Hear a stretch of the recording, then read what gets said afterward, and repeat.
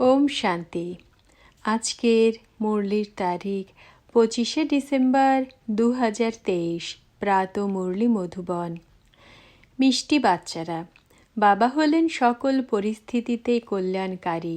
সেজন্য যে ডাইরেকশন পাও তাতে অনিচ্ছা প্রকাশ না করে সর্বদা শ্রীমত অনুসারে চলতে থাকো। প্রশ্ন: নধা ভক্তি এবং নধা পড়াশোনা দুই থেকেই যে প্রাপ্তি হয় তাতে অন্তর কি? উত্তর: নধা ভক্তিতে কেবল সাক্ষাৎকার হয়। যেমন কৃষ্ণের ভক্ত হলে তখন তাদের শ্রীকৃষ্ণের সাক্ষাৎকার হবে, রাস ইত্যাদি করবে, কিন্তু তারা কোনো বৈকুণ্ঠপুরী বা শ্রীকৃষ্ণপুরীতে যায় না।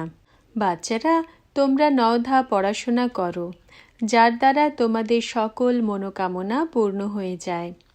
এই পড়াশোনার মাধ্যমে তোমরা বৈকুণ্ঠপুরীতে চলে যাও।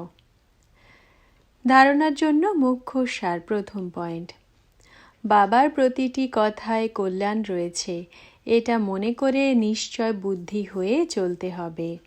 কখনোই সংশয় আসা উচিত নয়। শ্রীমতকে যথার্থ রীতি অনুযায়ী বুঝতে হবে। দ্বিতীয় পয়েন্ট: আত্ম অভিমানী হয়ে থাকার অভ্যাস করতে হবে। ড্রামায় প্রত্যেক অ্যাক্টরের অনাদি পার্ট রয়েছে, সেই জন্য সাক্ষী হয়ে দেখার অভ্যাস করতে হবে।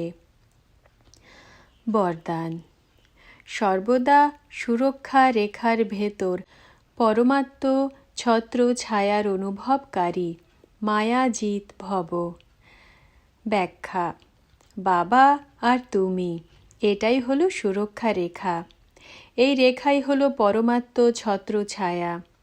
যে এই ছত্র ছায়ার রেখার ভেতরে রয়েছে তার কাছে মায়া আসার সাহসও করতে পারে না।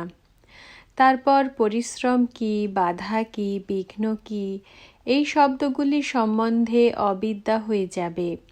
সর্বদা সুরক্ষিত থাকবে, বাবার হৃদয়ে সমাহিত থাকবে। এটাই হলো সবচেয়ে সহজ এবং তীব্র গতিতে যাওয়ার অথবা মায়াজিৎ হওয়ার পুরুষার্থ। স্লোগান: দিব্য গুণের সর্ব অলঙ্কারগুলির দ্বারা সুসজ্জিত হয়ে থাকো, তাহলে অহংকার আসতে পারবে না। ওম শান্তি।